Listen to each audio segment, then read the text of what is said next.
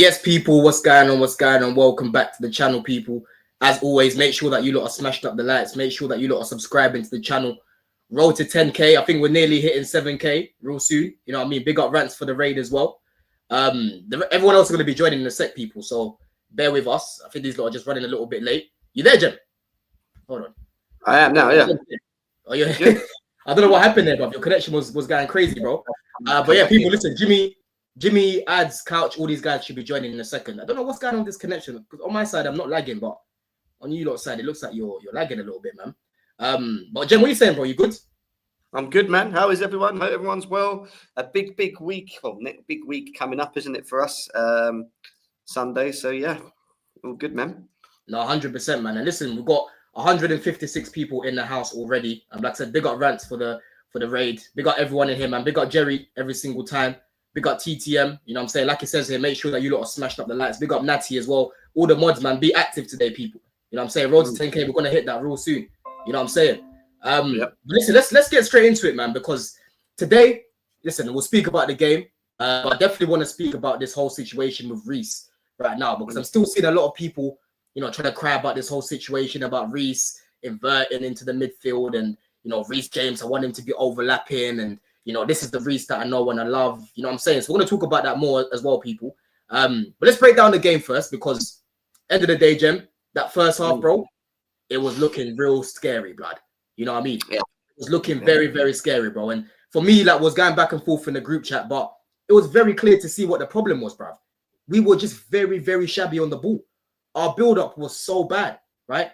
Colwill and Tosin were doing their job defensively, cool, right? Cucurella as well, he was doing his job defensively, but through the midfield, we weren't really playing it in between the lines. I forgot that fucking Tyreek George was even playing the game, bro, because we're not getting the ball to him. I'm seeing him literally doing this, Gem, showing for the ball. No one's trying to find him, right? He's getting bullied in the air by Maguire and these guys. You know what I mean? Noni's getting the ball on the wing. He's just crossing it to the first man. It's getting cleared.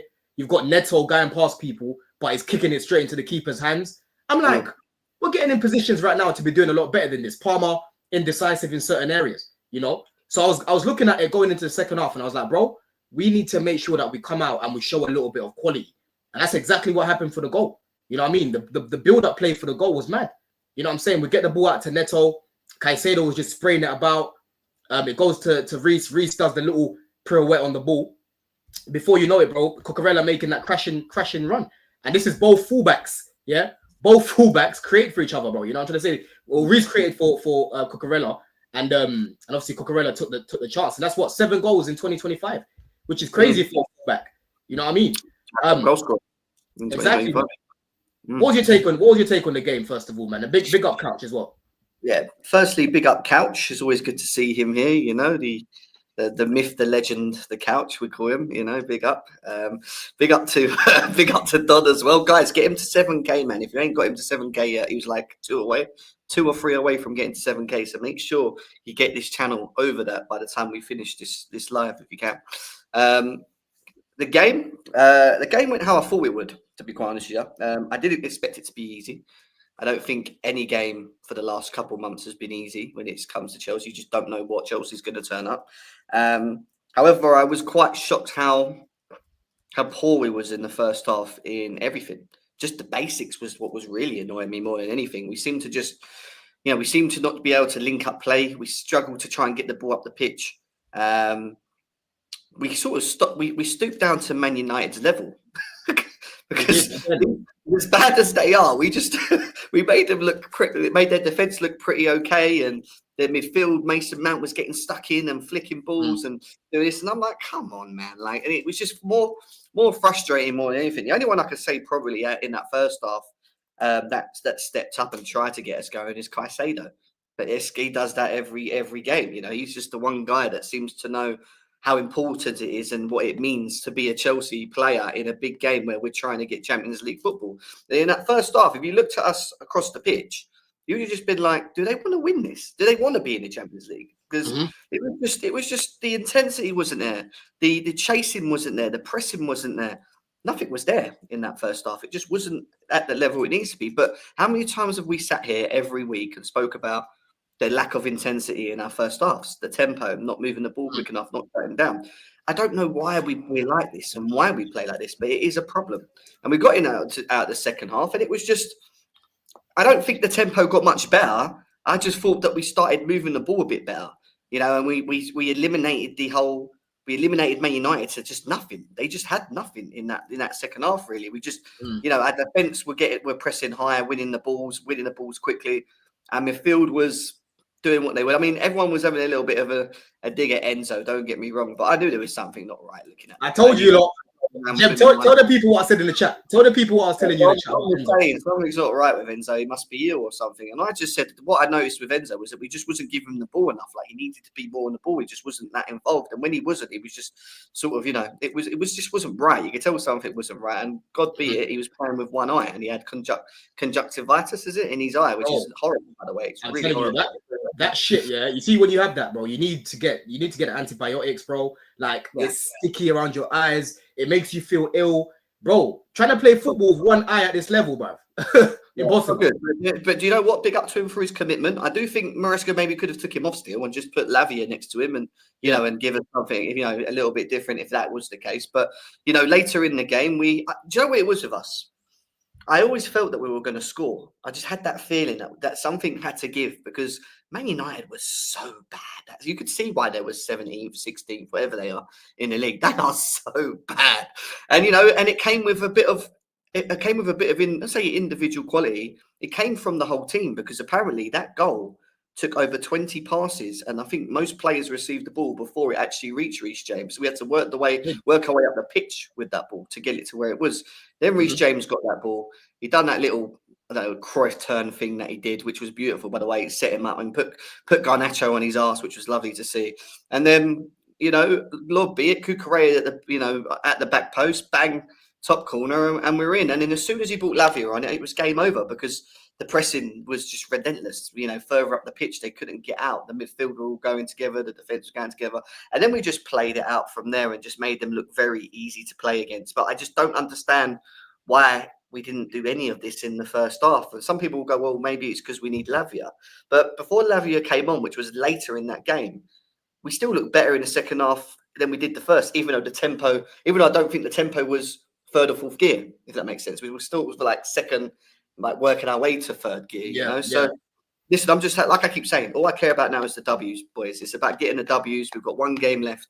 Win. Just win. I don't care about people moaning about this one or that one. At this point, I don't care anymore. It's just about winning for me. I don't care.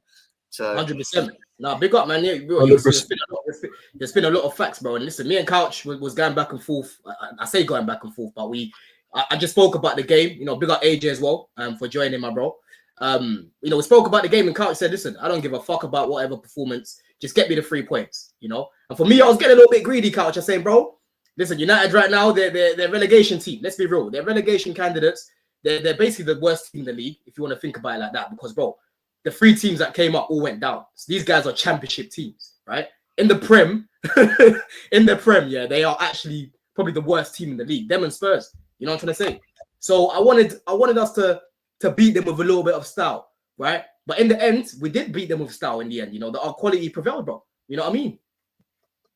Yeah, I mean, big up, fellas. Yes, it's man them. But you can say beat them with style. I think we had a moment of brilliance from our captain, who produced the goods, and then we had another play where Cole Palmer plays in Madueke, should have scored. But overall, I think that the game plan was just off, and this is what we're talking about in the chat as well. We're talking about the gameplay and the match, the tactics for the match is not working. Like, we're trying to go long. We didn't want to play up from the back. We're trying to go long to Tyreek Georgia, and God bless him. Like, he's obviously not a target man, not really a guy that's going to be effective in link up. But then even if you're going to use that tactic and go long, at least have guys around him so you can pick up with the second balls and stuff like that. So that's why I had problems with the midfield in the first half, is because, like, we're going long. We know that Tyreek George is not going to win the first ball. He's not going to win the aerial duel. And then we have nobody around him to support him to pick up the second ball. So it was just like coming back with us wave after wave. Every time we go long, it just come right back. Every time we go long, it's coming right back. And for me, that's just down to management again. Like, I thought that Maresca just did not really get these guys up for what the game was entailing, what the game was asking for. And I thought Caicedo was brilliant as well. I thought he was really, really good. Breaking up play, busting through the midfield and playing with some real verve. But I mean, the energy that was needed in the midfield to get us playing football was just not there. I mean, obviously, we're all saying that like Enzo was sick, Lavia wasn't on the pitch. It was basically a one-man midfield with Caicedo, and we just did not have any like sort of cohesion in the middle of the pitch, and that's why the first half to me was such a struggle. We got into the second half, and there was more of the same. It was only until about the goal that we actually felt like we were playing football. Because up until then, I remember we were in the chat. We're like, "What is this? This is some of the shittiest football I've seen in some time." Mm-hmm. And then the goal comes, and then we're just hoping to see out the match. But ultimately, I don't care about the performance. I did not care about the performance going into it, and I still don't care about the performance. All I care about is the 3 points. And it was a fantastic goal from Reece James setting up Cucurella, who clearly is a guy that we've been depending on to deliver big goals for us all year. He's a great box crasher, and like for the first time, I think for the entire game, we had about 4 or 5 guys inside the box when we scored the goal there. That was the first time I remember seeing about 4 or 5, maybe 6 guys in the box, and it produced a good goal. So, yeah, long may that continue. We have another big game coming up on the weekend, and it's not over the line yet, but I don't care how it comes. Just give me the 3 points, man. 100%, man. 100%, bro. And for you, AJ, like, what did you think of Caicedo's performance, bro? Because, like Couch has said, that was a one-man midfield. You know what I mean? That guy was everywhere, bro. From the first half, was the best player on the pitch. He won the most duels in that game. I think he completed the most take-ons. He was fantastic, bro. Like the way he was just spraying the pass, running through the middle. Like 1 second he's counter pressing, the next second he's sitting back. What did you think of Caicedo's performance, man? Because I feel like it's just becoming normal, but we have to speak about these things, bro. Even that drive from the box where he received the ball as the last man and pushed it through the midfield, it's crazy. He's on a different level, and I think he's even surprising like Chelsea fans how good he is. And it's just a blessing to really have a player like that, because it also shows that, if the board goes out and spends the money properly, chances are you'll get a top player, So Caicedo's proven that. So, I mean, again, it's just, he's been doing this all season, so I'm not going to like go crazy on what he's doing. He's been doing this all season. It's just, again, we're lucky to have a player like him. We need, when Lavia came in next to him, you see the steel that it adds to the team. The only thing is I just wish we could, get him a little bit farther closer to the goal, So I think he can impact the game even more in those, areas a little bit, between the box and the halfway line. So, again, we have a great player. The manager, he's getting the best out of him as well. You got to say that, he was doing his thing last year, but, he's on a different level this year. And is it the setup? Is it him being used to the club more? Is it him getting that 1 year older? Whatever it is, but it's definitely something. Our midfield is essentially solidified with him, Enzo, Lavia. We probably just bring in Santos and maybe one more midfield. I don't know who. I think we need like some sort of presence, like height wise. I think that's what we need in the midfield. And then I think his name is Leslie Ugochukwu. They're probably gonna sell him though, but I mean, he's gone. He's gone though. Yeah. Not necessarily. There we go. Everybody predicting. What's tomorrow's lotto, bro? What's tomorrow's lotto? I mean, maybe. I'm just saying. Maybe, no, you don't really hear much about him. He's gone. Like we're not signing Caicedo 2.0 anyway. Was it that we're being told this is soon? Yeah. Well, Amugu, he's going to Amugu. Yeah, he's going to he's going to Arsenal. Nah, he's going to Strasbourg. He's going to Strasbourg. He's going to Strasbourg already. Yeah. Santos is coming back. He's going that. You know what I mean? Yeah, and then Asugu, he's going to be here, but I don't know for how long. You know what I'm saying? So we got Asugu, and Amugu. And we got Leslie. I think Leslie could play for Chelsea as a squad player. If 100. Yeah, if what's my boy name? Dewsbury Hall can play some defensive midfield. I've seen him play defensive midfield for us at times. Leslie can do it. He's actually a sitting 6. He can do it. And he can dribble. And I don't think people understand how good Leslie can dribble. I don't think people haven't really got to see him play. He's physical, isn't he? He's a big. Yeah, he's big. He can dribble. He has a good skill set. He has a good skill set. Yeah, he has a good talent. Like when he puts it all together, he got a good player there. No, it does. I just don't see a lot of like Onana that plays for Villa. Yeah. It's similar. But the thing is, I've kind of accepted. That's why I don't really speak much about Leslie because, bro, I rate him, but you think he's gone though? I know he's gone. I know he's gone. We got him for a low price too, and we could sell him for a nice little come up. So I can see it happen. I just hope that we don't sell him to one of our ops in it because if we get rid of KDH, I don't think it's a need to sell Leslie. You know what I'm saying? I think we should get rid of games next year. We have to get rid of KDH. The one that goes, KDH. Yeah, KDH go. We keep Leslie, man. If we bring back Santos and Leslie and add them to what we have now, I think that's excellent to work with. You know, very strong midfield. What else you want, bro? And then you go and get your striker, get your center back. That midfield's the best thing about our club. it's actually literally. Most promising thing for sure. We are loaded midfield wise. I'm not gonna lie. Yeah. Let me ask you a question. Yeah, do you lot think we've got the best midfield in the league? Oh, here we go. Depth wise, with talent, we got everything there. I would have to. That is the best midfield in the league. That is the best midfield in the league. There's no. Yeah. I don't even saw he can. I think what's going to challenge it? Once Liverpool bring in a midfielder too, they're going to be there. They're bringing Verts, but even that don't do anything really for me. I mean, he's a good player. Don't get me wrong. Verts is nice. Verts is the deal. I can't even sit here and act like I don't rate Verts. I rate Verts. I rate him. I think our midfield does everything it needs. But I would. That's what I'm saying. Our midfield. It's like. When you look at who's actually established now, what they're going to lead to, what our young talent look like, and their potential, it's crazy. Because like Caicedo solidified where he is, Enzo this year solidified, showing you what they are, and they're actually been getting better under this regime, under this umbrella. You know what I'm saying? I still think we need more goals coming from the midfield. I think that's where we kind of lack, but in terms of how you want, more goals for sure. I think Palmer's got 15 goals, bro. Depending on how you look at Palmer, I don't look at him as a central midfielder as much as I. But he is though. He plays he's literally our 10, bro. He's our midfielder. Yeah, you got. Yeah, that's an attacking midfielder for me though. Like that's a. Okay, guys, I'm not going to talk anymore. I'm just going to let you guys go. Central midfielder. Hold on, but Couch. Hold on, Couch. How you not count the Cam as the midfielder? Now I know what he means. Like a box midfielder. Yeah. He's talking about a 10, isn't he, rather than a midfield?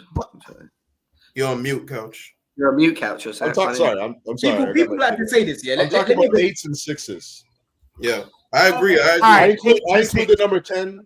Okay, 8s and 6. Okay, because I was trying to figure out a way. I'm like, how could I get him to explain what he mean? Okay, 8s and 6. But that's the thing though. This is how we set up though. We set up like the other day. We basically played a 4-2-3-1. Right. You have to look at the way the manager's setting the team up as a way of looking at judging that midfield. Because some managers like Aaron, look at it too. But he specifically mean 2 positions. But you never see Palmer when we talking about Enzo Caicedo. You never see Palmer throwing in that conversation. So why now all of a sudden?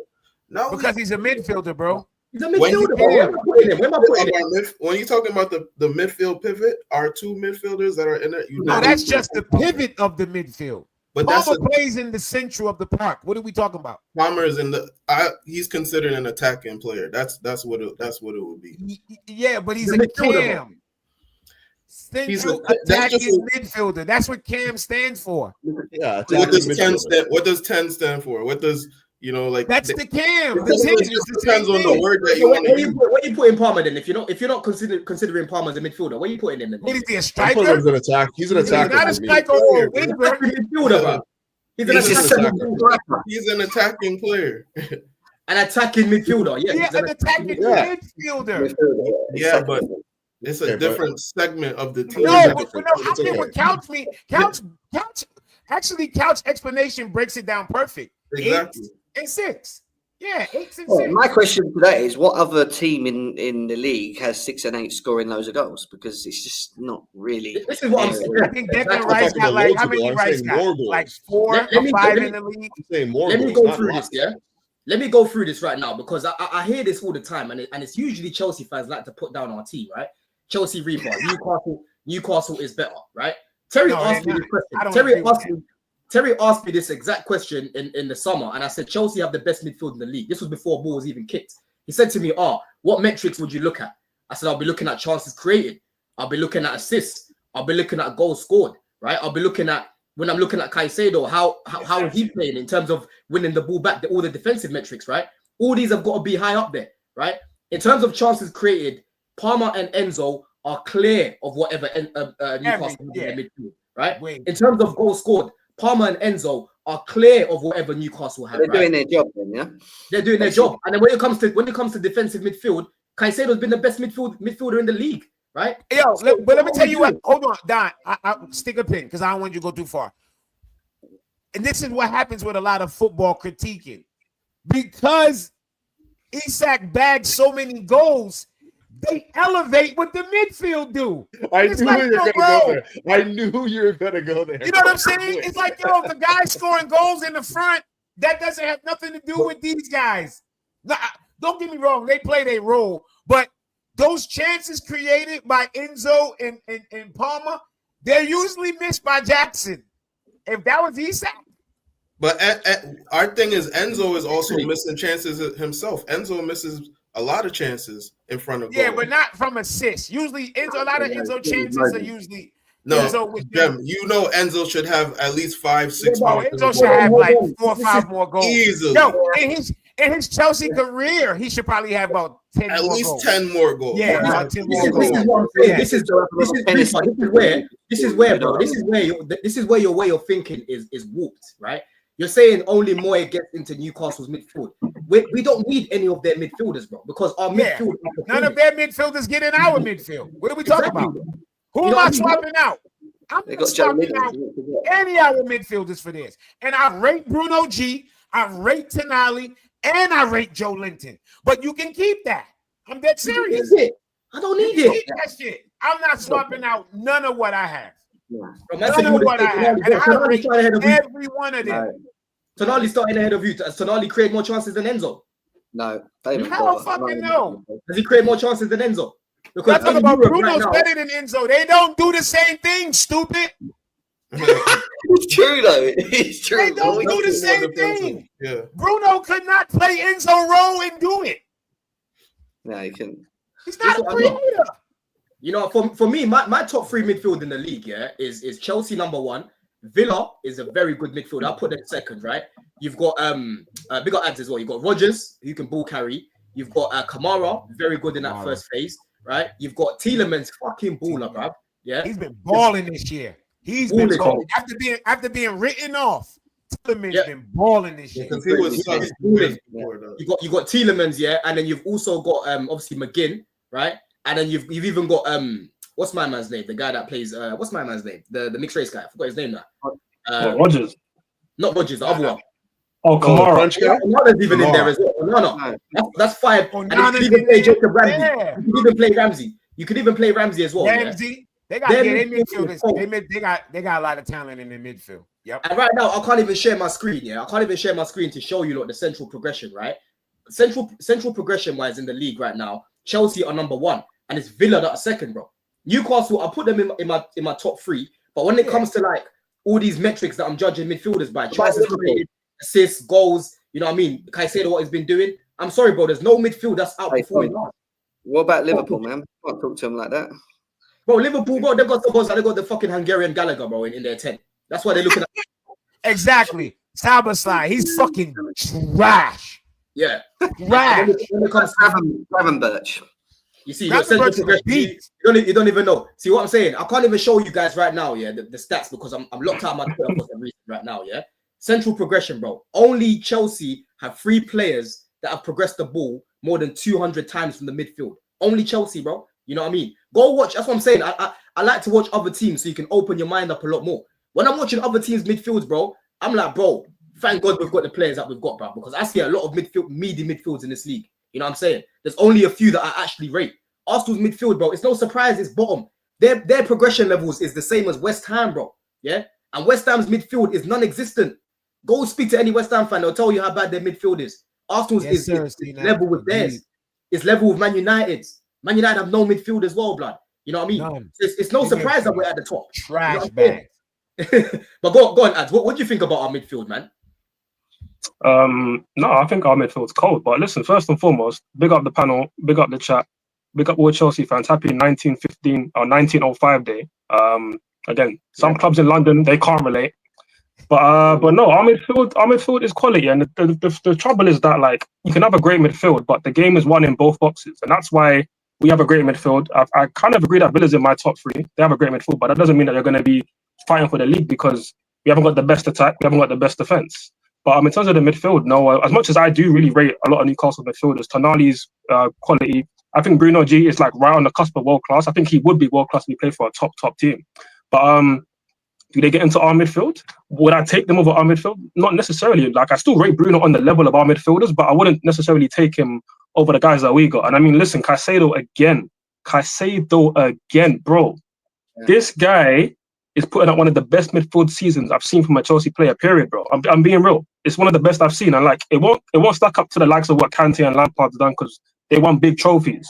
But I think Caicedo will eventually do that. And the level he's playing at, I don't see it not getting any better. It's gonna get better. So listen, I have to big him up. I have to big up more players, but I don't want to talk too much right now because I was just talking on the midfield. But obviously, I got a lot to say, man. I don't know what I've missed, but I've still got a lot to say.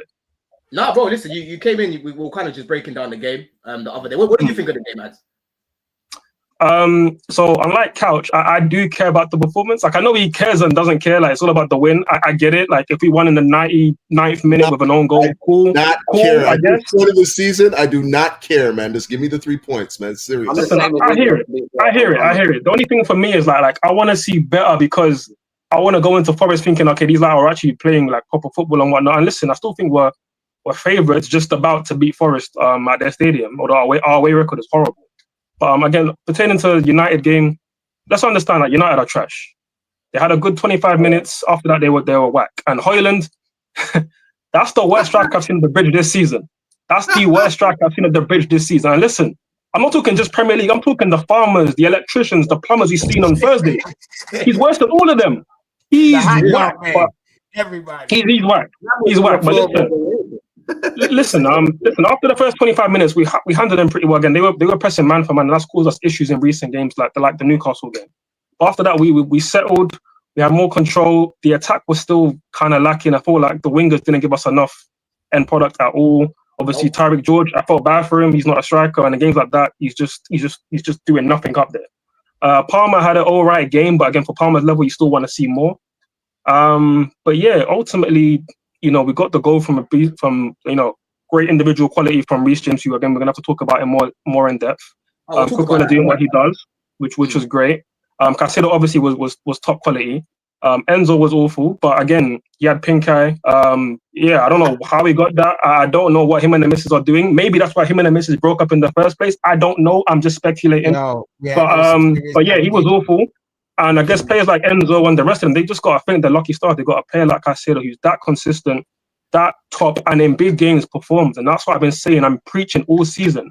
Perform in the big games against the big teams when it's live on Sky Sports or TNT and whatever. Everybody's watching, and that's why they want to judge our players. They don't watch us against Wolves and Ipswich and these men. They watch us against the big six teams.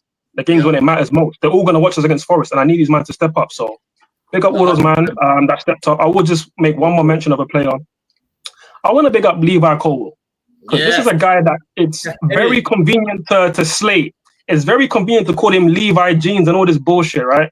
And listen, I was there at the start of the season when he was performing. I'm looking at you, Jem. Yeah, you sit back in your chair, Jem. Listen, I'll get to it. Listen, with Levi, at the start of the season, he was performing great. Dom was bringing up all the metrics and he was performing class, and I was there. And listen, people went a bit too high with the praise. Some was saying that, Gabriel wouldn't get ahead of him in a combined 11 and this kind of stuff. I don't want to go entertain that conversation.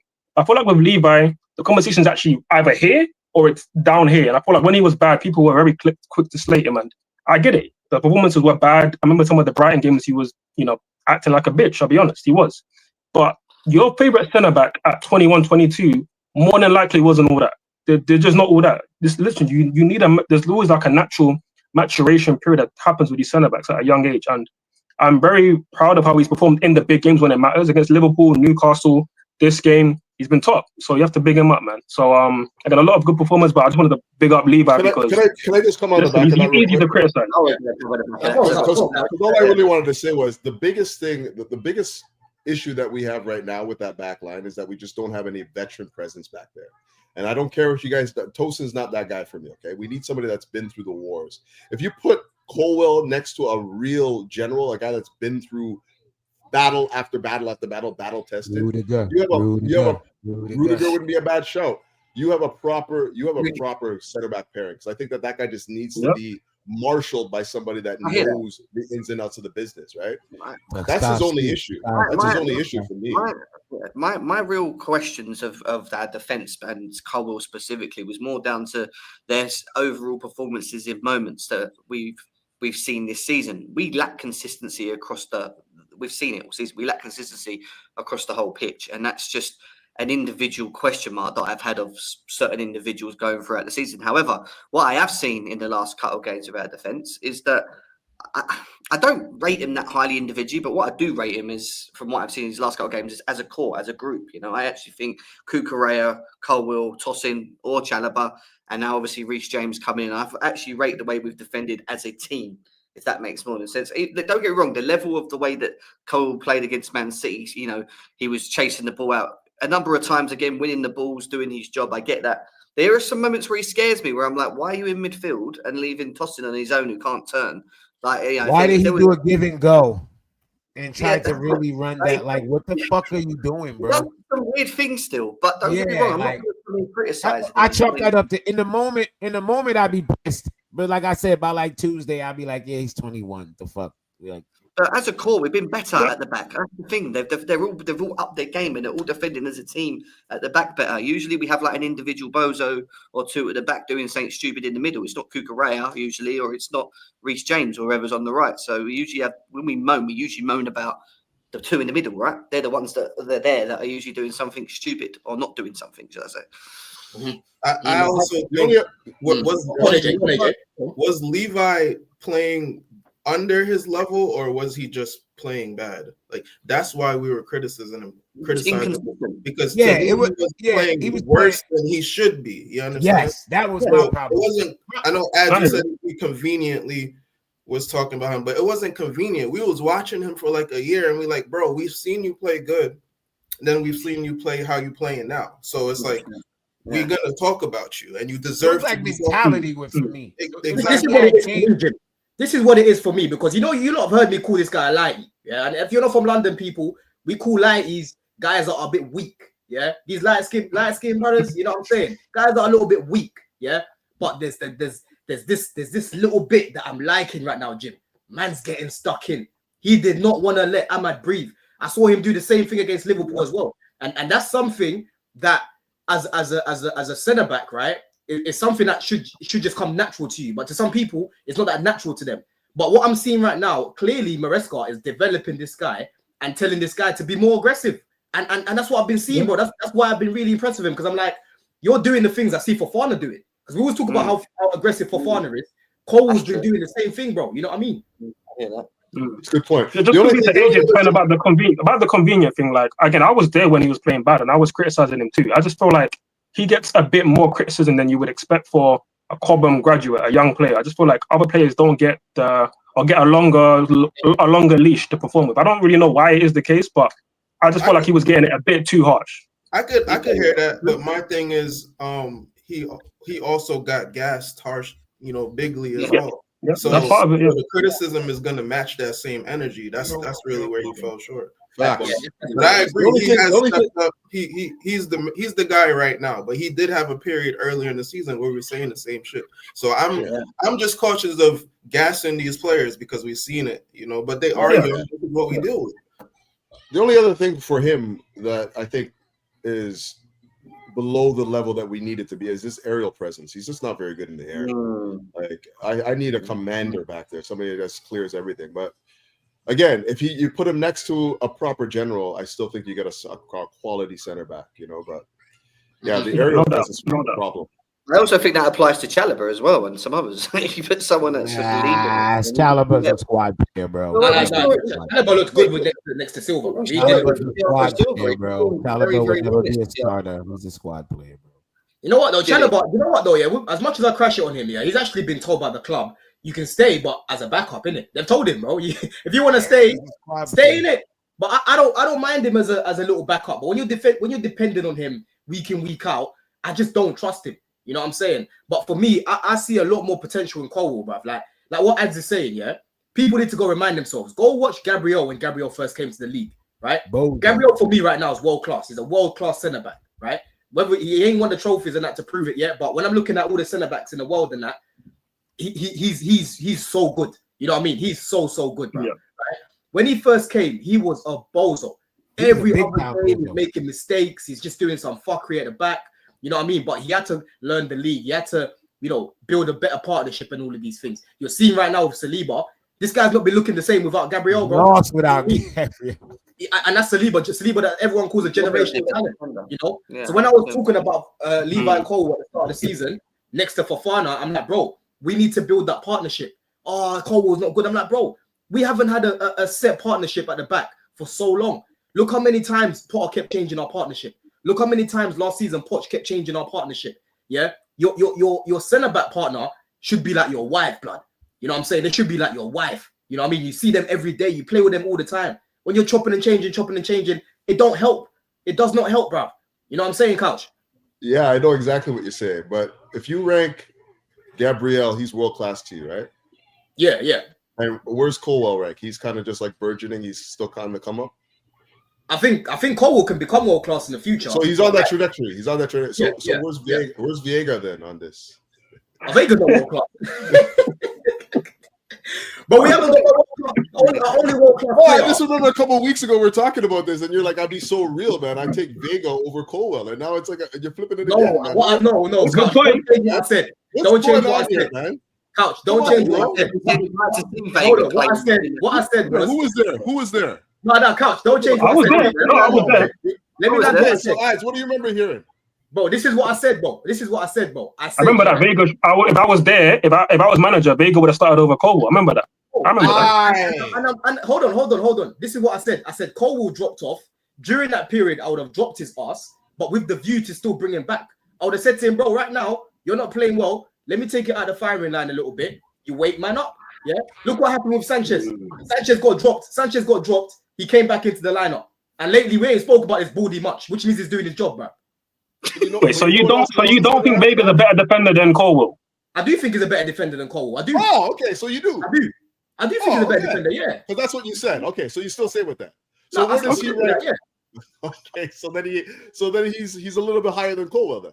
No, but the thing is, Couch, just because I think Vega's a better defender, don't mean I don't think Colwill can't defend. Like people really annoy me. Well, Colwill is on a world-class trajectory, though, right? Colwill's on a world-class trajectory right now, you're saying. Yeah, but bro, you're missing the point. What I said at the time is I would have dropped Colwill for Vega because Colwill was not. You still think Vega's a better defender, though? So where is Vega in terms of like the lexicon of defenders right now? I think Vega's getting sold. So there's no point of me even begging. I'm going to answer the question. You're just going to say that you but don't. Couch is kind of. Do you think Vega's going to be like world class as well? Then you think he's going to be like top? Like yeah, bro. I think Vega.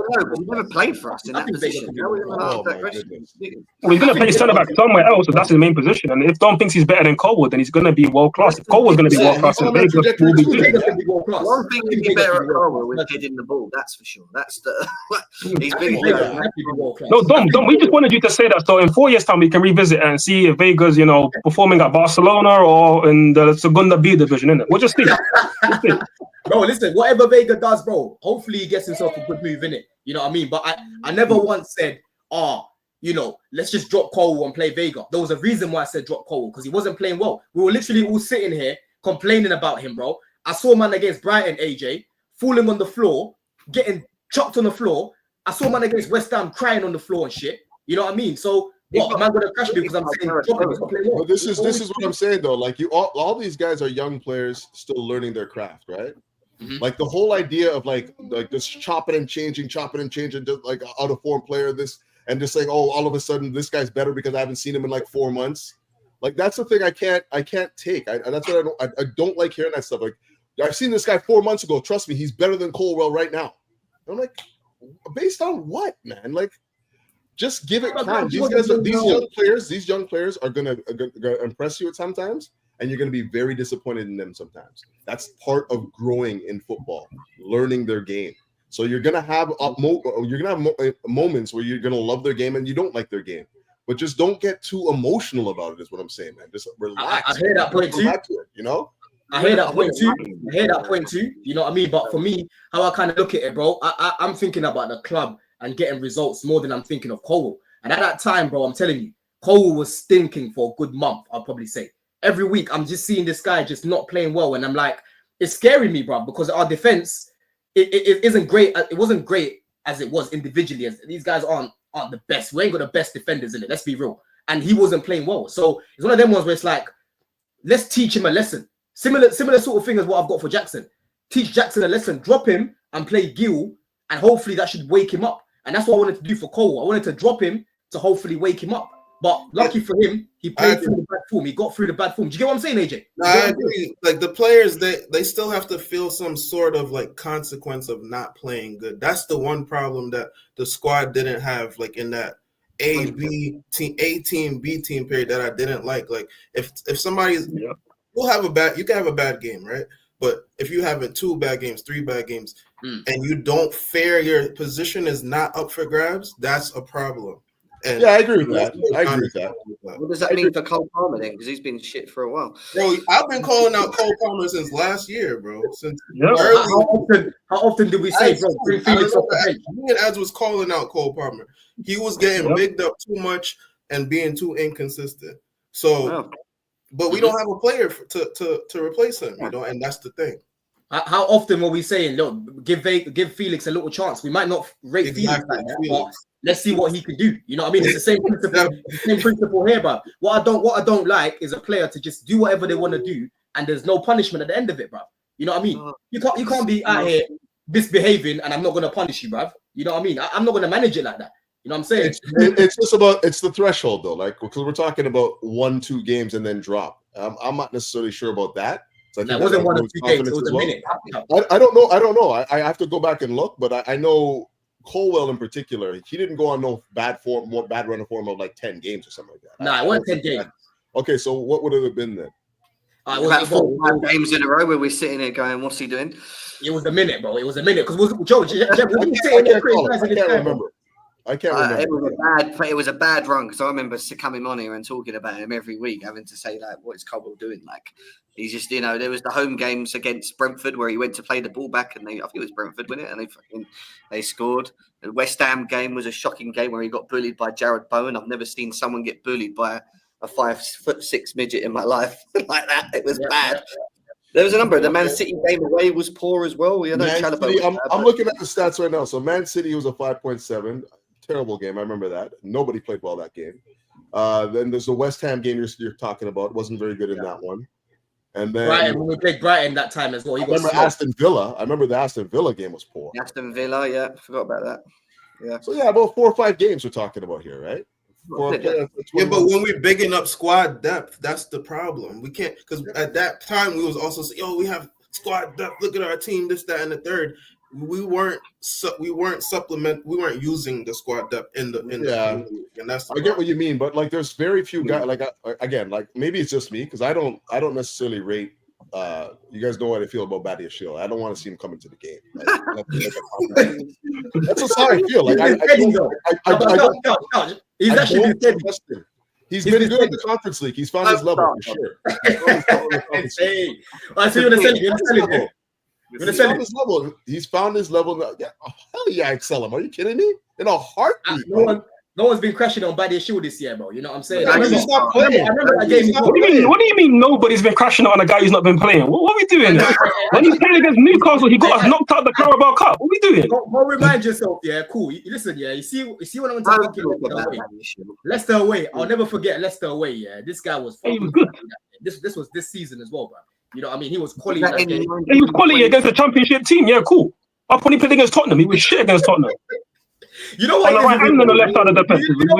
Oh my god! I still remember when he came in on the right side. I was like, "What did he?" That was down to Maresca for me. What was he doing playing Badia Shield? Yeah, Maresca overdid it that one. He overdid that one. When Badia Shield first came, yeah, bro, this guy was moving like some real Rolls Royce, and then last year he stopped. Just went you know what I mean? Yeah, I was there, and then he fell off. It is what it is. It happened. He ain't been bad this year. I know it's conference and that, whatever, cool. You guys started doing this, man, last year. Finally, your eyes started doing this, man. Like, yo, this guy's actually. Yo, man them. Let's talk about my captain, I beg. Let's talk about my captain, please. Come on. Go true, bro. What, the one that can't stay fit now is fit? We've got to give Maresca. He's fit right now. But listen, I don't think I should leave this. I want to hear from somebody who's saying that like Maresca needs a lot of praise for how he's integrated him and all this stuff, because people online are talking about, Maresca owes James an apology, which again I'm on record as saying that's nonsense, right? But again, I want maybe you, Don, to leave this, because you've said a lot about how it's right how Maresca's been using him, and making him using him in the Conference League games, and how he's kind of been inverting / playing right centre back. So again, I just want your view, everybody's view, on how Maresca's utilised him and got him back to full fitness, and how he's been playing so far. I'll be real, bro. People have just they're being real greedy. You know what I mean? They're being real greedy. Like I said to you lot in the group chat the other day, if I'm seeing Reece, right, at right back for 3 or 4 games, why would I prefer that over seeing him for majority of the season if he's got to play in a different role, right? That doesn't make no sense to me, because when you're playing man centrally, cool, you haven't got the overlapping runs, all of that. You ain't got man overlapping and that, but you're making his body work less, yeah? And in the middle as well, he can still be a threat when he's finding himself in positions like the other day, because he's close to the goal. He can cross it in back post like what he did. Imagine for the Osimhen, you've got Reece just crossing them in from that position. Osimhen's yamming, and on top of that, bro, he's more of a goal threat in that position. Look at that banger he scored in the conference here, where he was in a central position. He banged it in. The other day, that goal that he scored, the miss when he hit the post against United, that would have been one of the best goals in the season. But if he's playing at right back, you're not going to see man getting in those positions to score those goals, because we don't have a lot. So you think he's more of a threat over 90 minutes playing like this, as opposed to playing like as an overlapping fullback? I think he's a threat in both positions because he's that good. That's what people keep missing. He's that good, bro. That question, no, he's always going to be more of a threat closer to the goal. Yeah, closer to the goal. Yes, cool. Okay, yes. If you want to look at it like that. My view has always been. What I'm saying is, when he's playing right back, he still puts in very good crosses in it. But if you want to talk about goal threat, he's closer to goal centrally. You're right. I think essentially, when it comes to Reece James, my view on him is just strictly this. I think a big part of the reason why Maresca utilised him in midfield was because, if you remember rightly, again, we didn't have Lavia for large portions of the time. We only had Enzo Fernandez and Caicedo, and he just felt that Reece James was the best equipped, player, barring maybe Gusto in certain cases, to come into that midfield and be able to do a job. Do I like him there? No, not really. I think he gives us something in terms of like sturdiness, in terms of like holding and sitting, but he's not someone that's got the sharpness to be able to get up and around the pitch, in my opinion. I think what's for me the best of Reece James is what we saw in the game against Man United, where, all right, he's playing in that right back position, but you know that when he's playing there, that he's going to have it on lock. Defensively, he's comfortable. There's no man that's going to walk past him comfortably and put him on the floor, because he's just that strong. And when he has the ball from the right, I just feel like he can do so much more with it moving forward. Whether he can knock a ball 40 yards long over the top once we have a striker and allow us to play on that basis, he can do that. But even further up the pitch, and even though that goal came centrally, where he sort of done the Cruyff turn on Garnacho and stuff, how many times in this show were we banging on about him being involved but further forward in that area, being able to cross a ball? Because there's one thing that we lack on that right massively, is the fact that Malo Gusto can't cross a ball for crap. Yeah, he might do one in about 25, but we lack the quality of being able to actually put a good ball in the box in moments. And he just shows such good quality, individual moments of quality of being able to create in the moments where we need something. And if he ain't doing that, he's able to take shots just outside the box there, and he can take us a good free kick as well. So my opinion is I think his best position is in the right back area in terms of what I would want, because I think he also works well with the defenders. I think he's actually helping our defence having Reece James there as well, in my opinion, because he just understands very well. But the only reason you play him in that midfield is if you just haven't, you're lacking it because of the injuries, and rather than just playing him there long term and actually giving us something, because it can, but it's not to the levels, in my opinion. A couple things. My first beef was about why is he not playing in our more preferred, the bigger games for us? Like if you're gonna save him for the bigger games. Don't be playing him in the Conference League and then have him sit on the bench when we need him in these big games. Second point is this. Why? Okay, he to me can invert and come in and play in those half spaces in the number 10 area, like the way we're using Gusto at the beginning of the year. I think he can be lethal there, like absolutely deadly there, right? The reason why we haven't seen him in those positions is because, number one, we don't have anyone on the left side that has been good enough to crash the box and score goals for us, right? So we've been using Cucurella in that role. Cucurella is the one that is the auxiliary attacker in that position, right? Whereas if we got somebody on the left side that can actually get in the box, score goals, and be dangerous that way, with that we don't need to have the additional presence of Cucurella there, like basically how we scored that goal. You'd see Reece James in those positions, I think, and you'd have somebody, like you probably invert Cucurella or something like that, or maybe something else. But for me, Reece James needs to be used in the optimal parts of the pitch. And if you're not using him for 90 minutes, you bring him on for 45 minutes and you use him where he's best suited, which is in that inverted number 10 role. Nice. That's what you do. Okay. If you're worried about his fitness and all that stuff, don't use him any more than that. Okay. The thing is, Coach, this is what it is, bro. You're spot on when you say that, because when you play him in that position, honestly, when Reece gets on the ball in that area like he did the other day, I honestly feel like something's about to happen, right? Because he's that good on the ball. You know what I mean? And when you've got the likes of Lavia available, Asugo available, these guys will be behind Reece. So Reece will be able to go up even more, right? And what it is with Reece starting in midfield, like Jem has already said, it's because Lavia wasn't fit, bro. You know what I mean? That's the reason why. If you go remind yourself of how Tuchel used him for England, he used him in a similar way that we used him the other day. He started at right back and he's going into that position there, floating about. There's times you might even see him going on the right-hand side as well. In football, bro, you don't stick to one position. You float about. You float about, bro. Yeah, but like the only thing I'm saying is this: in those Conference League games where we're playing, we actually use Action Pong in the midfield as well. There's no reason why Reece James should be playing it in the Conference League, right?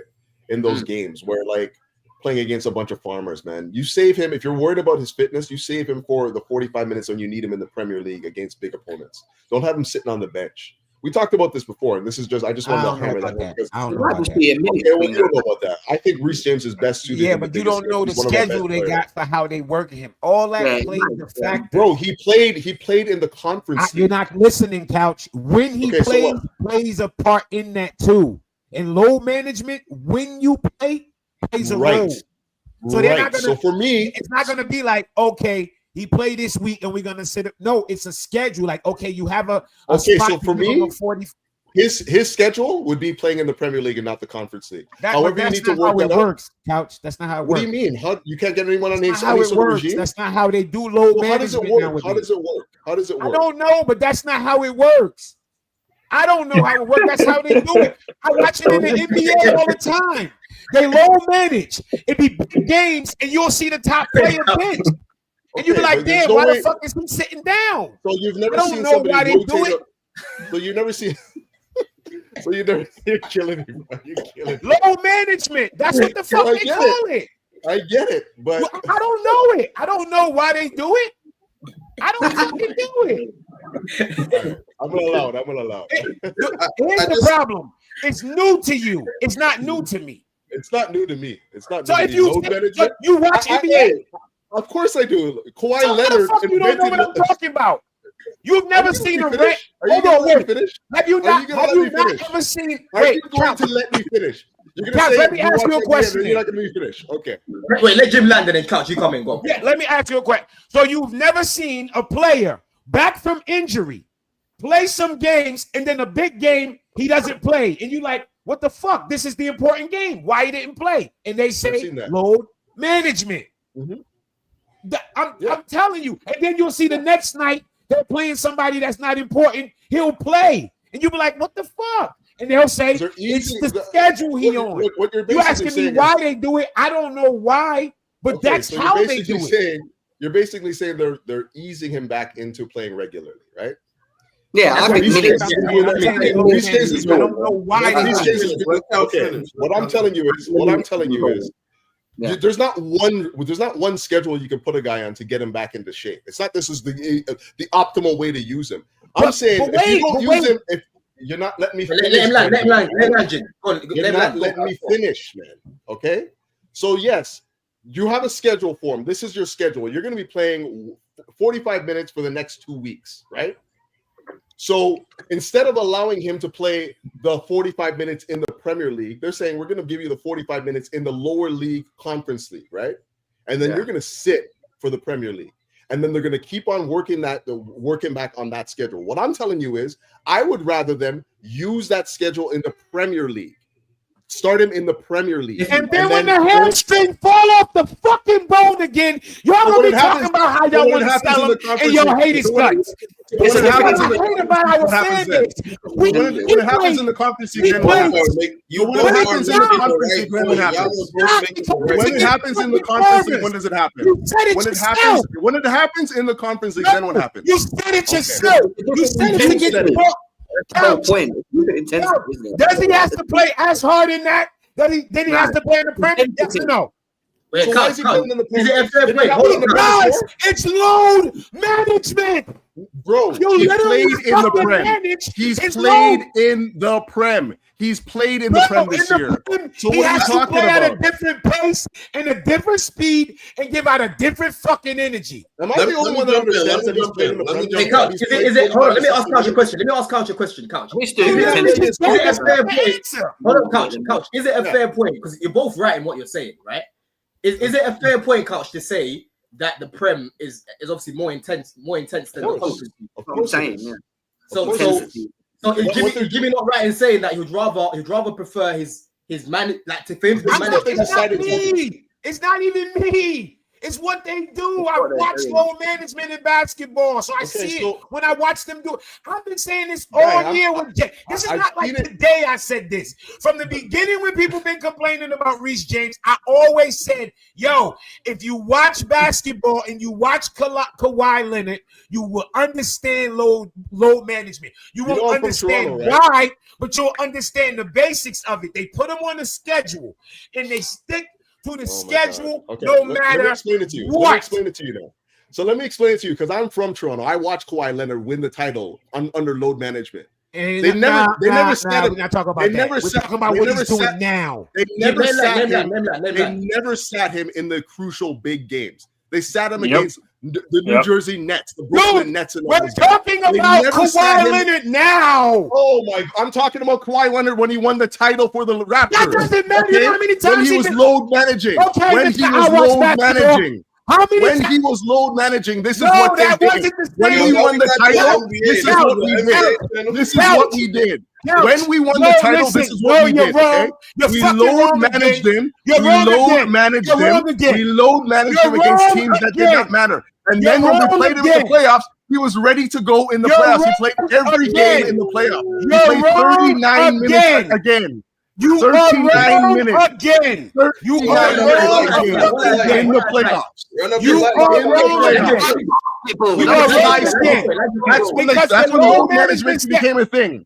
That's you are wrong again. Wrong again. Wrong again.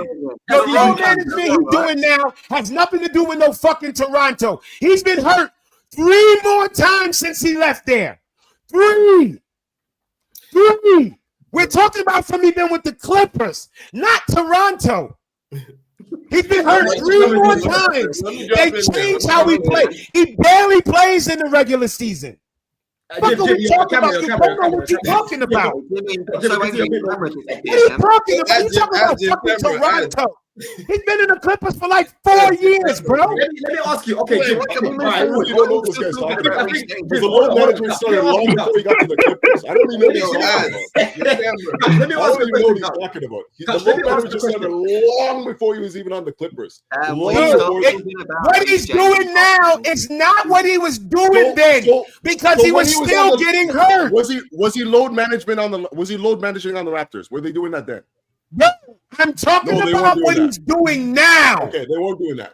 They were not what. Yo, if they was doing what he did now, he wouldn't have played that many games. Okay. They're not. He literally did not play this regular season. I didn't watch every game with Kawhi Leonard. Okay, that's okay. I didn't watch. I didn't hear them talk about load management the entire season. Let me ask you a question, Coach. Let me ask you a question. How many years have he been with the Clippers? How many years has he left Toronto? Oh my God! What is that? So you're talking about 4 fucking years ago, bro. What you lot talking about right now? Let's load the basketball talk. Talking about 4 years ago. You're still load managing. It doesn't matter when it was. What they talking about? Koala Bears. Who's Koala? I don't know what's going on, bro. You know what I mean? But let me go back to you, Couch. Yeah. Okay. If you're saying that Reece shouldn't be who's Koala? I don't know. Koala. What's that, bro? Koala's back on that. You know what I'm saying, right? With you, Couch. You're talking about starting Reece in the big games. How would you set up, right? How would you set up, and what do you think Maresca should do to actually start Reece, like? You know what I mean? Yeah, what would you do on Football Manager, my nigga? God, tell us. Fuck out of here. That nigga's no more than the medical staff. Done with y'all niggas. Hey, all I'm telling you is, if he's playing 1 game a week, like we considered him to be playing 1 game a week, you play him in the games that you need him in the most. You don't play him in the Conference League. Yeah, okay, but how would you set up against the bigger teams? We've got Man United coming up. We've got Arsenal coming up. How do you start Reece James, bro? Everyone's fit. I play Reece James at right back. Okay, so how would you set up the midfield? What do you do? Someone has to drop out. Yeah, someone has to drop out. So tell us then, who? He's gonna tell you that's the manager job, but at the same fucking time, he's gonna tell you what the manager should do. Why are you yelling? Why are you yelling? Why are you yelling? Fuck out of here. Jimmy, you know I love you, man. But let's relax, okay? It's a schedule. Fuck out of here, yo. Y'all need to be on some bullshit, Jimmy. Nah. Can you Jimmy, ask you how would you set up? Things that I already knew. You can't tell me things I already knew, all right? You can't tell me things. Tell us how you set up to start Reece. I would play Reece James. I would play Reece James in the midfield, okay? So he'd be coming in from the right back, right? Then I would play Enzo and Caicedo as the 2 6s, as they are now, right? With Reece James inverting in the midfield. So that's how I'd set it up. And then everything else is as is. Where does Palmer go? Caicedo getting for. I'm saying Enzo getting. Where does Palmer go? He's the number 10. So Lavia don't start then. Lavia doesn't start. No, he doesn't start. Bring Lavia off the bench. I agree with that, actually. Lavia comes off the bench. Yeah. And seal the game and lock the game up if needed. Yep. Exactly. Yep. Okay, With that. And he's low management as well, Lavia. So that's another story. They both he's worse than Reece James. Which is why you got the 45 minutes for one and 45 minutes for the other. You don't overload any one of them. You switch them. Yes, makes sense. Yeah, I mean, what you could also do, obviously, listen, I've told you. Hold on, one question, Don. Put JJ77 comment up. Reece James inverting is useless. How did Reece James get his shot on goal, and where did he make the assist from? JJ, tell us. Type it.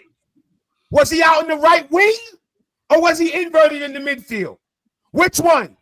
How the fuck could something that got us a shot on target and an actual goal be useless?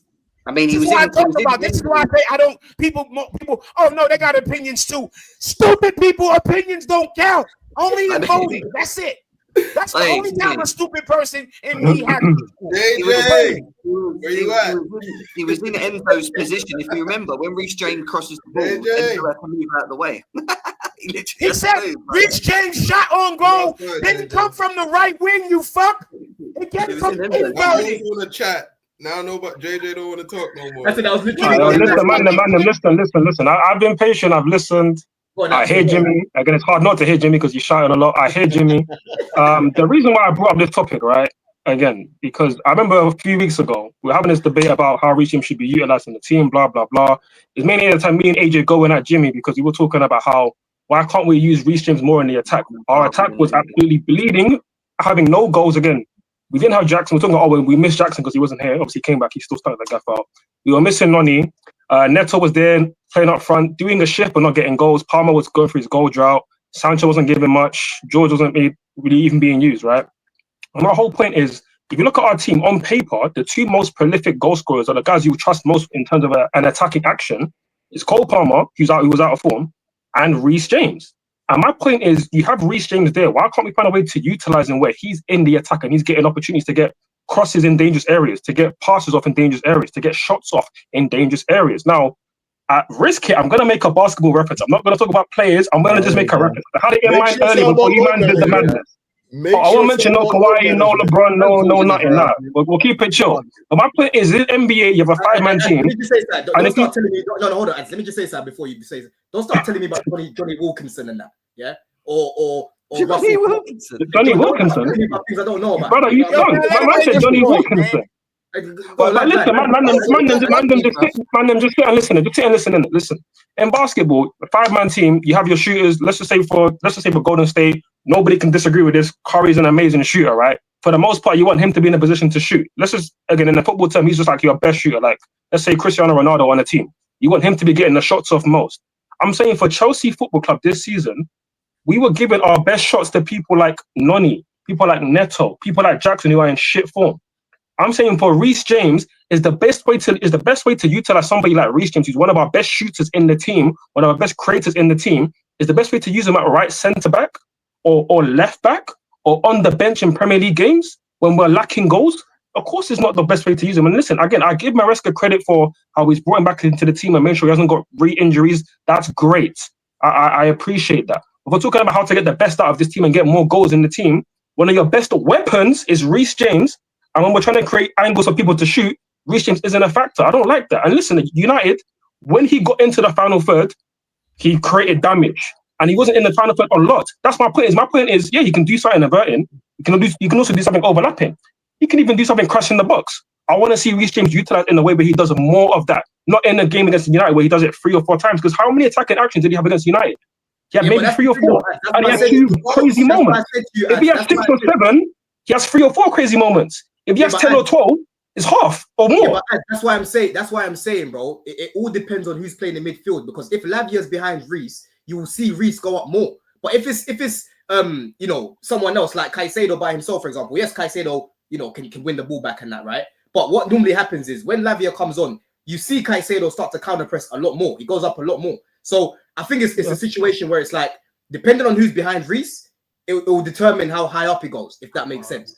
You know what I mean? I don't think Maresca does it like that. I don't think he wants Reece James like that. He doesn't use him like that because then he has the wingers who operate mainly covering the touchline and offering that attacking threat there.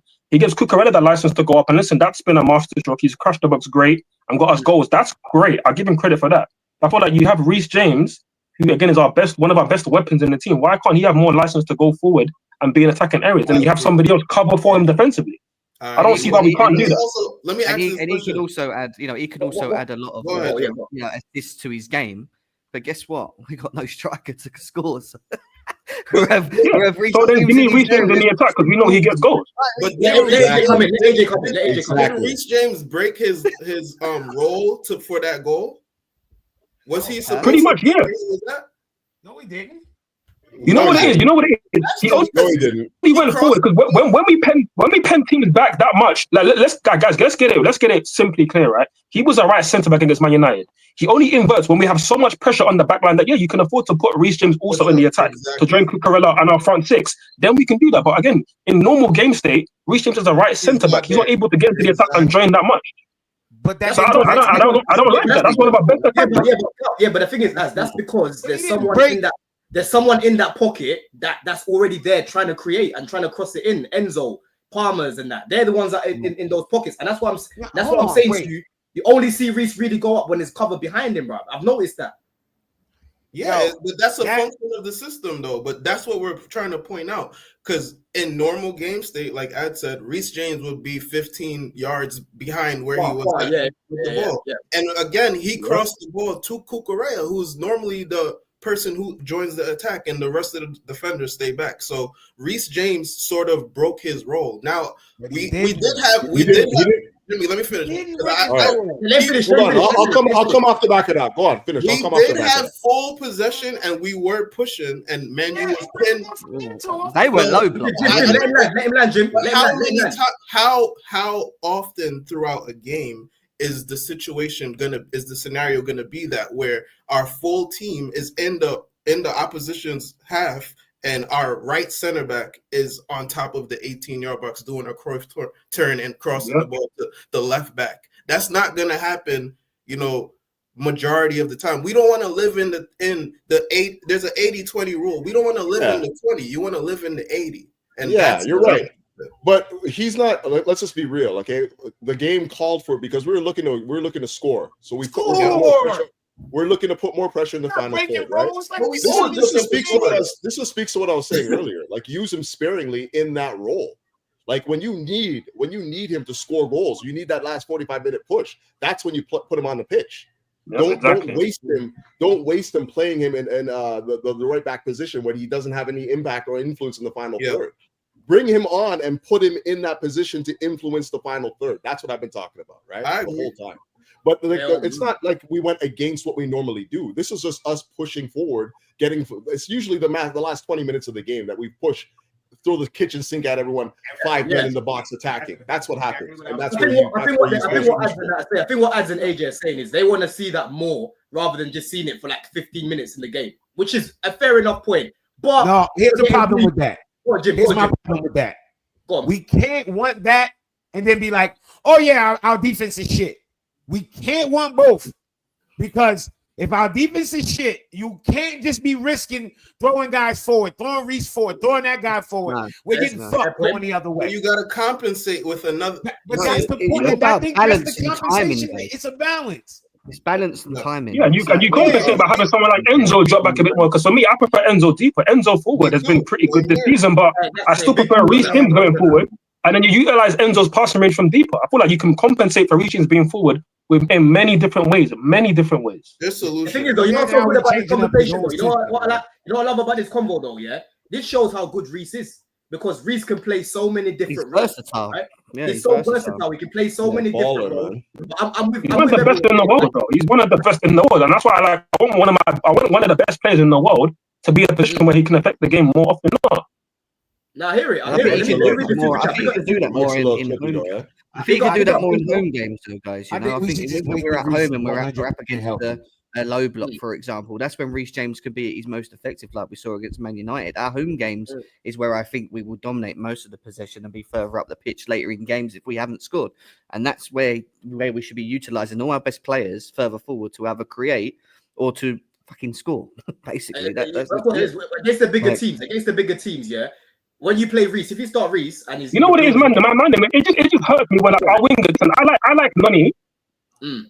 So just to say that it just hurts me because I see our attackers and listen, I like Nani, but he had a pretty threatening game. But again, the two actions in the box where he could have scored, he missed it. You can't score if you miss the target. They were awful. Meanwhile, Neto, man's looking like a diversity hire, bro. Like we look like we're lacking Portuguese players, so he's just there to play on the wing and look pretty and work hard, but end product is dead, bro, man. Again, he's looking like a diversity hire, I'll be honest. And you got Reece James behind somebody like that, who's like a wing back. Like Neto is the wing back, and Reece James looks like more of an attacker than him. So why is Reece James behind this guy when we're looking for goals? It don't make sense to me. Let me read this super chat. Your mic. Let me read this super chat. Big up Jay Sean. It says, one sec, my bad. Thanks for the dollars, man. Thanks for the dollars, man. It says this is such a small picture of thought process. Reece off a major injury in a tougher, faster, more physical games. Get him through the year. The tweet, Reece. Get him through the year. That's what I'm saying. Right? This guy's fragile, man. Reece James is almost about to be playing like 30 games this year or some shit. Like, bruh, let them bring him back. Let him get healthy. Yeah. Before we start trying to look like him to be him. He's not him yet. I think we all can see that. You're gonna see the flashes here and there. They got him in cotton wrapped up neatly, and they're taking their time with it. And I'd rather that than we not have him. So it's weird. It's weird to me when people like, yeah, we should do this. Like, it sounds like the same shit we've been saying all the years. Reece back. Now we gotta when I say I totally disagree with y'all saying, I 1000% disagree with what y'all saying. I'm telling you. You see Reece, yeah? I completely disagree. Jimmy, you see, I am not going to risk Reece James getting hurt again because our attackers are not doing their job. I'll wait week to week and hope them motherfuckers get their shit together before I say Reece James, go out there instead of 100%, give me 120 and risk getting hurt again. Yeah. That's how I'm job. We will not need Reece James to crash. First of all, I've never known Reece James to crash the box. That was way off the wall for me. Reece James is not a fucking box crasher. I can understand getting at the top of the box and hit a long shot. You didn't see him on the on top of the box and hitting a long shot? Yeah, or something that bounced off a second dribble. But when you say crash in the box, we're talking about headers. Like that's crashing the box. Like Cucurella, you mean? Like Cucurella. Yeah, he's not. That's what I'm saying. That's crashing the box. I don't want Reece James crashing the box. No, I want him to get closer for that second ball. That's what he used to do. I don't think anyone said crash the box. I think, Jimmy, I think what you said, I think everybody's operating under that, understanding that we want. No, we're not. We're not though. It's just nobody's disagreeing with that, Jimmy. AJ, saying that is disingenuous. We're not operating under the same thing because y'all literally. I just told you I'm against everything y'all saying. I wouldn't change anything. What are you? Okay, I mean I wouldn't change anything. I wouldn't change anything. I'm not gonna because Reece James has been hurt so much. I wouldn't change anything. And what did I ask? What did I say the other day in the group? What question did I ask? Same Reece James. What did I say about the Club World Cup? What did I say about Reece James? I would not play him one fucking game in the Club World Cup. I said that. Yeah, that's true. Listen, we need to get Champions League football. So at the end of the day, we need to find ways to get goals because we were lacking goals. Again, Jimmy, your point is we have a very good defense because it's the fourth best in the league. Numbers don't lie. Cool. You can hold that. That's cool. Clearly, we need more goals in the attack. Clearly, that's our main issue, right? So why not have one of our best shooters in a place where he can get more goals? And listen, nobody's saying place Reece James up and down 90 minutes, working as hard as he can, making all these high-intensity runs. Nobody's saying that. Couch even took it from me, or took the words out of my mouth in a sense. I would have said have Reece James in a role where he can be high action for maybe 30 minutes off the bench in a situation where he can help us win a game. I don't need him playing 90 minutes against Villa. Playing 90 minutes against Villa in midfield, where he was ineffective in midfield. And people would have said, Reece James can't play midfield. He can't play, They would have said Reece James can't play 90 minutes this early coming back from injury. But he played 90 minutes against Villa in midfield. And that was cool, but I would have rather have seen 30 minutes at right wing back or right back, playing, attacking, crash it, get into the edge of the box, getting shots off, getting passes off. I want to see that. If you're saying give him half an hour, that means that you're contradicting your point about starting him in the big games. Then that means you want him off the bench. I was talking about that point. At that point in the season when he was coming back from injury, and then he played 90 minutes out of nowhere against Villa. I was like, wow, I'm surprised he played and he lost it. Ray Allen I'm talking about at that point. This is true too. Put Ray Allen comment up. That's been true. Let me read Asad super chat first. But listen, but just to add quickly, my point is if he can only play 50 minutes in an attacking role where he gets 8, 9, 10 actions in a game, being aggressive around the box, I will take that over 90 minutes of him playing right centre back. And he gets maybe 2-3 actions where he can actually get us a goal. Because he's great defensively, but Reece James can give us so much more offensively. That's the main thing. I hear it. Let me read this. Let me read this super chat as well. Yeah, says Asad says the same woke inverting foolishness cost us the League Cup, FA Cup. We didn't play Liverpool, Arsenal, City, United. Field manager gave up 12 points. Newcastle. That's a good super chat. But listen, we'll save that for Thursday. I'll bring it up again, Asad, for Thursday. Because I'm going to go live with Tolbert. Big up Alexis in the chat as well. We'll speak about that more because I don't want us to throw away the lesser. I don't want to throw away the Carabao Cup and FA Cup next season, bro. Next year I want to be back at Wembley again. I went Wembley twice last year, bro. You know what I mean? So I want to be back there again. So that's a different topic for itself. But you've got a point. You know what I'm saying? Go on, Jimmy. You're about to say something. Ooh. You're asking me to pull up someone's comment. Who's commenting? Oh yeah, no, it was saying how bad if Gusto had been so bad, it wouldn't be as bad. And if Gusto could provide quality final third crossing, why is this guy having some cheeks? What's this Abby about? That is some cheeks, bro. That is crazy. That's somebody picking it up. That's crazy. Oh, no. You know what I mean? But hey, just to finish off on this, yeah. What's a successful season for Chelsea? Like Eno says here, Jem. What's a successful season for us, this final game? Okay, I don't know if anyone can hear me. I've had to change my mic 3 times. I don't know what's going on. It's not working. Yeah, I can hear you now, bro. Man's getting overpowered, bro. Jem, I can hear you, bro. Right. We can hear you. I might as well not be here. I'm just talking and fucking hell, everyone's just talking. Do you know what I mean? Jesus Christ. No, lie. Go on. What's a successful season for us, bro? You know what a successful season is: getting Champions League and winning the conference. Get it done. You know, I want these guys to win a trophy. Mentality is important. They need to have this bunch of players need to get used to feeling and having silverware next to their name. People go out, ain't that important, the Conference League. It is important because these bunch of players don't know what it's like to win trophies in a Chelsea shirt. So get them winning it, get them feeling, understanding what it feels like. And Nottingham Forest on the weekend. It's going to be a tough game. We need to get it done. We need to win, man. That is it. That's all we can do. Get it done. How you lot feeling about that game as well, Couch? Are you feeling confident that we'll get the job done? Oh boy, yo, big up, man. I have to go take my kid outside to ride his bike. Learn how to ride his bike. Now, big up. I'll just say this quick. Yeah, I think we can get over the line. I think we have, we have the ability to do it. It's just whether or not what Chelsea shows up, right? And if they can't show up on a game where everything's on the line right now and they can't, deliver, then maybe we don't deserve the top 4, top 5 finish, right? Because this is the moment where you have to take account of who you are as a football player, what your objectives are, and pull it over the line. So I want to see it happen. I'm pulling for them to achieve that one small objective. It's not something that defines our season, as far as I'm concerned. That's already been written, but it's something that we need. It's one of our objectives for sure. 100%, man. And listen, I've been seeing these guys getting pammed, AJ, bro, recently, bro. You know what I mean? I've seen Spurs nearly fucking beat these guys, but then they've got Chris Wood with one of the best conversions in the league that helps them win the game on the break, right?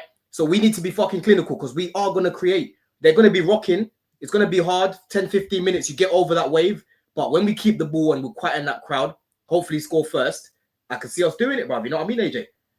Nah, I mean, I agree. The only thing is, Nottingham Forest is one of those teams that play that style that we struggle with a lot. The defensive, first of all, they're defensively strong. They're physically strong. Those are 2 things that we struggle against when we play Newcastle, when we play Brentford, when we play like the Evertons. I don't know about this year, but normally when we play like those teams that are just that back 4 and those midfielders are stubborn in their positioning, we struggle with that. Now, hopefully, we're down. Starbucks cut off their Wi-Fi. Don't worry, keep going. He said McDonald's. Hopefully, we just get the job done, bro. Like that. Like it's we're at a point in the season where the objective is to make Champions League, and the other objective is to win the Conference League. We can still do that. The last 2 games of the season, we're still able to accomplish our goals. So, now it sucks that everything now rests on these 2 games because it brings pressure, whereas if we beat the Brentfords, if we beat Ipswich, Aston Villa, if we're not, Jorgensen giving up a late goal, 90th minute, like all these things, now you start to feel it now in the last game. So that's what sucks about it. But, all you can ask for is an opportunity. We could do it.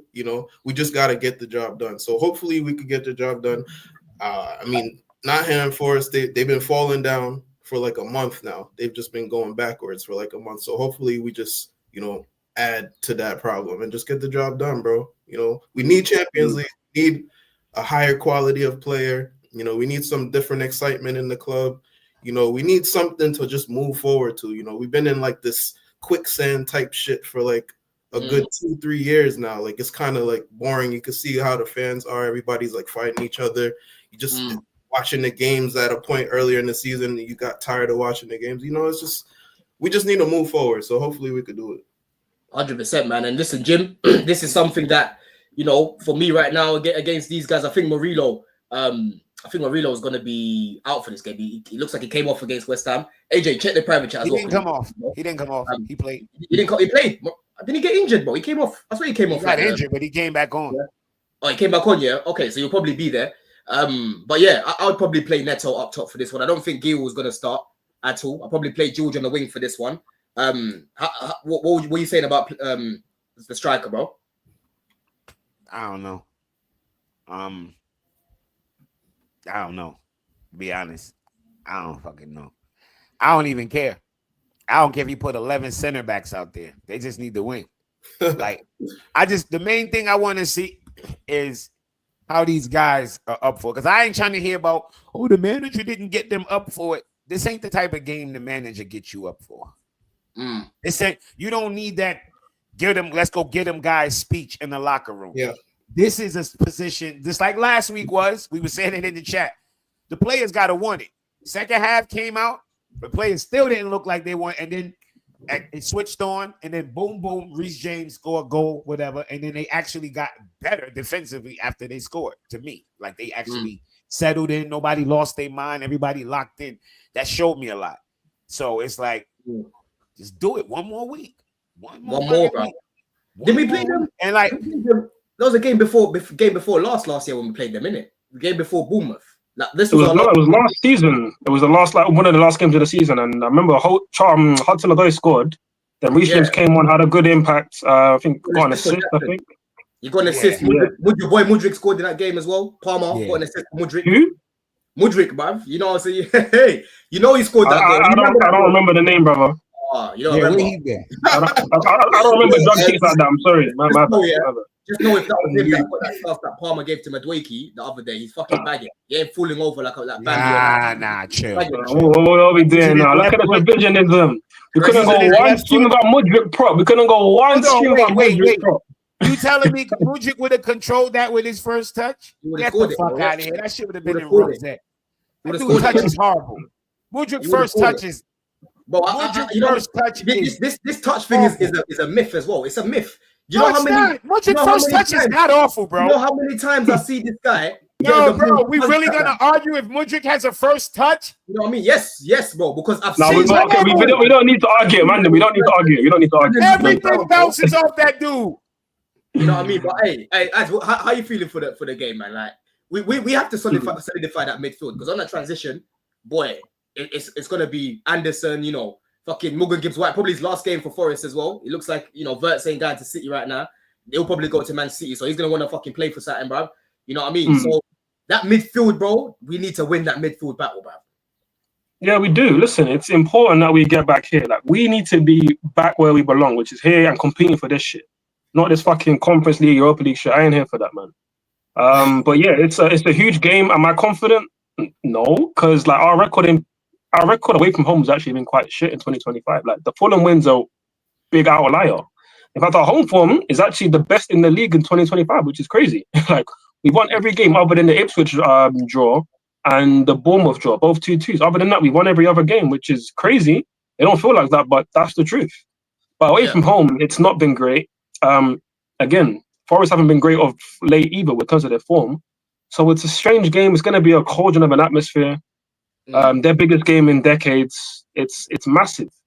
But we've just got to get it done. By hook or by crook, we've got to get it done. I think Sancho will come back into the team. Probably George comes out.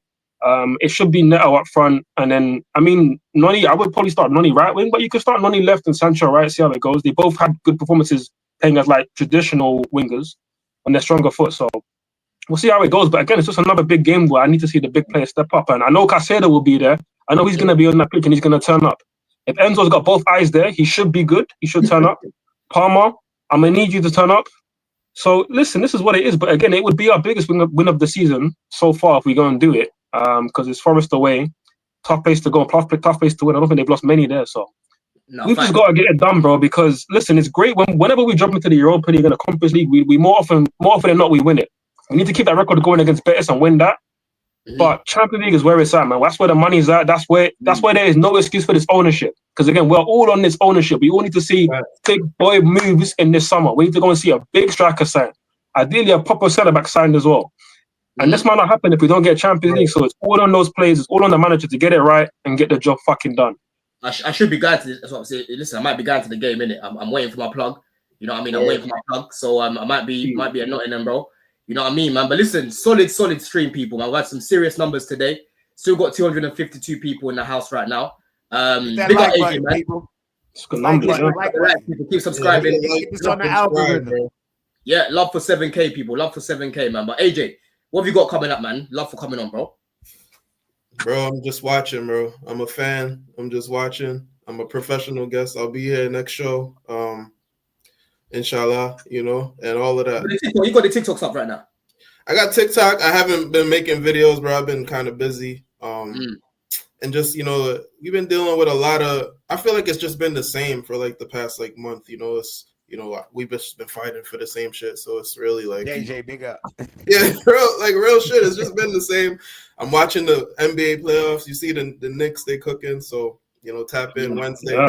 But I mean, again, bro, I'm just looking forward to, we need to win on Sunday, man. I'm sick.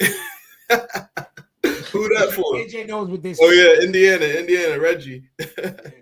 I'm just looking forward to Sunday, man. We just have to win, bro. We have to win, man. We need this shit. Like, we honestly need it, bro. So, you know, hopefully it happens. Big up, man. Ads, let the people know where they can find you, my bro. Yeah, my Twitter handle's there, or you can find me there on X. And yeah, man, listen, I just want to see us play Champions League football, bro. It's as simple as that. That's where it's at. And yeah, I saw somebody in the chat earlier say that John Jones would beat Aspinall. Aspinall would smoke him in one round, bro. Okay. In the stream, Dave. In the stream, Dave. In the stream, this dude is out of his fucking mind. What have you got coming up, Jim? I got, you know what I got coming up? A gorilla versus one person, John Jones, the most dangerous fucking man who ever walked this planet Earth. Come on, John bro. Jones. Listen, age is never defeated, bro. It's undefeated. Father Time is undefeated, bro. But John Jones is an old man. Aspinall's young, hungry, in his prime, and he will knock him out. Hungry, he looks hungry, thirsty. Go beat up some people. Get out of here. We can bet anything on that when it comes. If John doesn't go and duck him, we can bet whatever you want on that. When you do what John Jones do, you niggas fight on your time. Yo, how many sports we gonna see today, bro? You gonna see? Yeah, real talk, man. You know what I mean? The only UFC fight I remember. You know what? Fair play to John, though. Fair play to John. He's got one thing in common with a Chelsea player. He's a drug cheat, just like Mikhailo fucking Mudryk. He's a drug cheat. Yo. Drug cheat. In a bit, people. In a bit, man. Love.